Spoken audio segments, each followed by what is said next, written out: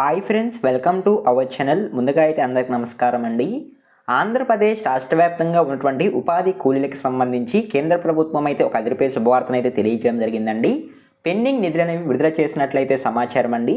ఈ పెండింగ్ నిధులు అనేవి మీ బ్యాంక్ ఖాతాల్లో జమ అయ్యాయా లేదా అనేది మీరు మీ మొబైల్లో ఏ విధంగా స్టేటస్ చెక్ చేసుకోవాలి అనేటువంటి సమాచారం అయితే తెలియజేస్తాను. అదేవిధంగా ఉపాధి హామీ పథకానికి సంబంధించి కొన్ని ముఖ్యమైన సమాచారం అయితే రావడం జరిగిందండి.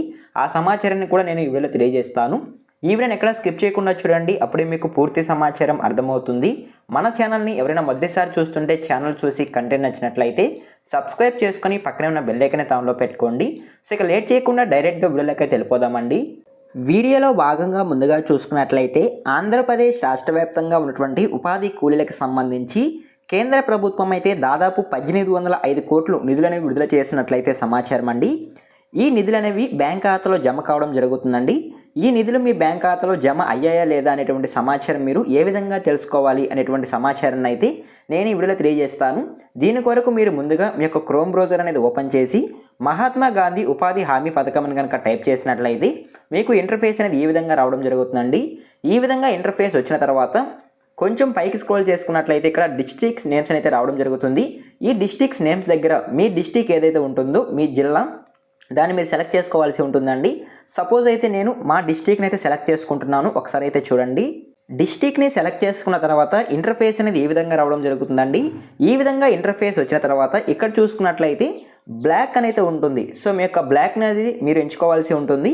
సో ఇక్కడ కొంచెం పైకి స్క్రోల్ చేసుకున్నట్లయితే మీ యొక్క బ్లాక్ అనేది రావడం జరుగుతుందండి. బ్లాక్ అంటే మీ యొక్క మండలం అండి. మీరు మండలం అనేది సెలెక్ట్ చేసుకోవాల్సి ఉంటుంది. సో నేనైతే మా మండలాన్ని అయితే సెలెక్ట్ చేసుకుంటున్నాను. మీరు మండలాన్ని సెలెక్ట్ చేసుకున్న తర్వాత మీకు ఇంటర్ఫేస్ అనేది ఈ విధంగా రావడం జరుగుతుందండి. ఈ విధంగా ఇంటర్ఫేస్ వచ్చిన తర్వాత లెఫ్ట్ సైడ్ కనుక చూసుకున్నట్లయితే ఇక్కడ పంచాయతీస్ అనేది రావడం జరుగుతుందండి. సో మీ యొక్క పంచాయతీ ఏదైతే ఉంటుందో దాన్ని మీరు సెలెక్ట్ చేసుకోవాల్సి ఉంటుంది. సో ఇక్కడ చూసుకున్నట్లయితే మీ యొక్క మండలానికి సంబంధించి ఏదైతే పంచాయతీలు ఉంటాయో అవన్నీ అయితే ఇక్కడ రావడం జరుగుతుంది. సో మీ పంచాయతీ ఏదైతే ఉంటుందో దాన్ని మీరు సెలెక్ట్ చేసుకోవాల్సి ఉంటుంది. నేనైతే మా పంచాయతీని అయితే సెలెక్ట్ చేసుకుంటున్నాను. పంచాయతీని సెలెక్ట్ చేసుకున్న తర్వాత ఇంటర్ఫేస్ అనేది ఈ విధంగా రావడం జరుగుతుందండి. సో మీరు మీ యొక్క స్టేట్ ఆంధ్రప్రదేశ్ అయితే చూపించడం జరుగుతుంది. మీరు ఏదైతే డిస్ట్రిక్ట్ అనేది సెలెక్ట్ చేసుకొని ఉంటారో అది చూపించడం జరుగుతుంది. తర్వాత బ్లాక్, సో మండలం ఏదైతే ఎంచుకొని ఉంటారో అది చూపించడం జరుగుతుంది. తర్వాత పంచాయతీ ఏదైతే ఎంచుకొని ఉంటారో అది కూడా ఇక్కడ చూపించడం జరుగుతుంది.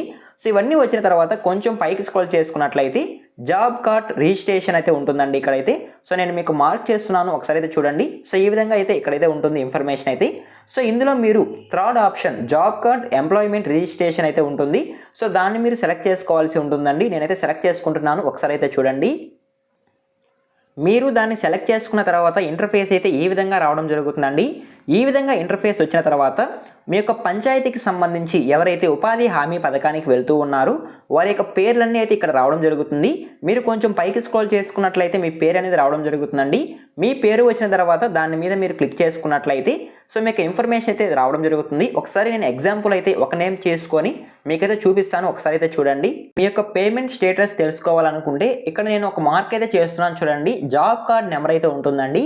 సో మీ నేమ్కి ఎదురుగా ఈ యొక్క జాబ్ కార్డ్ నెంబర్ అయితే ఉంటుంది.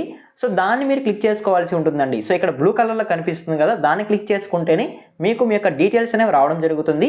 సపోజ్ నేను ఒక దాన్ని క్లిక్ చేసుకొని అయితే చూపిస్తాను, ఒకసారి అయితే చూడండి. మీరు దాన్ని సెలెక్ట్ చేసుకున్న వెంటనే మీకు ఇన్ఫర్మేషన్ అయితే ఈ విధంగా రావడం జరుగుతుందండి.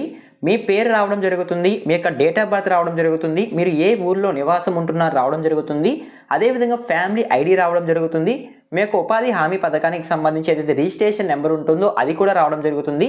కొంచెం పైకి స్క్రోల్ చేసుకున్నట్లయితే ఇక్కడ వర్కింగ్ డేస్ అయితే ఉంటాయండి.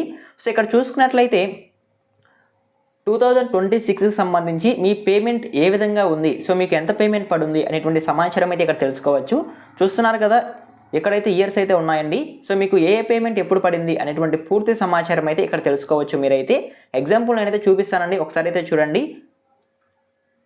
ఇక్కడ చూసుకున్నట్లయితే 1వ తేదీ 4వ నెల 2026, సో ఏప్రిల్ 1వ తేదీ అయితే వాళ్ళ యొక్క బ్యాంక్ ఖాతాల్లోకి 800 రూపాయలు అయితే ఈ యొక్క పేమెంట్ అనేది పడి ఉందండి. అదేవిధంగా 6వ తేదీ 4వ నెల 2026, సో ఈ నెలలోనే మళ్ళీ పేమెంట్ అయితే 1010 రూపాయలు అయితే క్రెడిట్ కావడం జరుగుతుంది. అదేవిధంగా ఇక్కడ చూసుకున్నట్లయితే 13వ తేదీ 4వ నెల 2026, సో ఓకేనా, మీకు అర్థమైంది అనుకుంటున్నాను. 5 రోజులు వర్కింగ్ డేకి అయితే వెళ్ళడం జరిగిందండి. సో 5 రోజులు వర్కింగ్ డేకి వెళ్ళిన తర్వాత ఒక వీక్లో 1250 రూపాయలు అయితే వారి యొక్క బ్యాంక్ ఖాతాల్లోకి ఉపాధి హామీ పథకం కింద అయితే అమౌంట్ అయితే క్రెడిట్ కావడం జరిగింది. సో ఓకేనా, మీకు అర్థమైంది అనుకుంటున్నాను.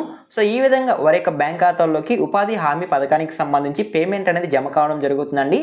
సో ఈ విధంగా మీరు ఎక్కడికి వెళ్ళాల్సిన అవసరం లేకుండా పేమెంట్ అనేది పడిందా లేదా అనేది చెక్ చేసుకోవచ్చు మీ మొబైల్లోనే అయితే.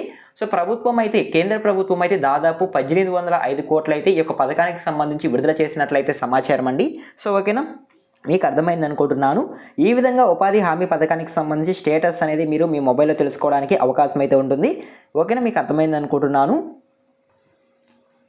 ఈ విధంగా కేంద్ర ప్రభుత్వం అయితే ఉపాధి హామీ పథకానికి సంబంధించి ఒక అప్డేట్ అనేది రిలీజ్ చేయడం జరిగిందండి. సో ముఖ్యంగా చూసుకున్నట్లయితే కొత్త కూలీ రేట్లు అనేవి కూడా ప్రకటించినట్లయితే సమాచారం. ఒక రోజు కనుక ఉపాధి హామీ పథకానికి వెళ్ళినట్లయితే 307 రూపాయలు వారి యొక్క బ్యాంక్ ఖాతాల్లోకి జమ అవ్వడం జరుగుతుంది అంటే సమాచారం. అదేవిధంగా పని దినాలు అనేవి కూడా పెంచినట్లయితే సమాచారం అండి. 125 రోజులు పని దినాలు ఉంటాయి అంటే సమాచారం. సో ఓకేనా, ఈ విధంగా ఉపాధి హామీ పథకానికి సంబంధించి ఒక తాజా సమాచారం అయితే రావడం జరిగిందండి. ఈ ఇన్ఫర్మేషన్ కనుక మీకు నచ్చినట్లయితే లైక్ చేయండి. ఇలాంటి లేటెస్ట్ అప్డేట్స్ కొరకు మన ఛానల్ని సబ్స్క్రైబ్ చేసుకొని పక్కన ఉన్న బెల్ ఐకాన్ ఆన్లో పెట్టుకోండి. మీకు ఏమైనా డౌట్స్ ఉంటే ఒకసారి అయితే కామెంట్ చేయండి, నేనైతే రిప్లై ఇస్తాను ఏ విధంగా చెక్ చేసుకోవాలి అనేటువంటిది అయితే. సో ఓకేనా, ఎండ్ వర్క్ చూసినే థ్యాంక్ యూ ఫర్ వాచింగ్.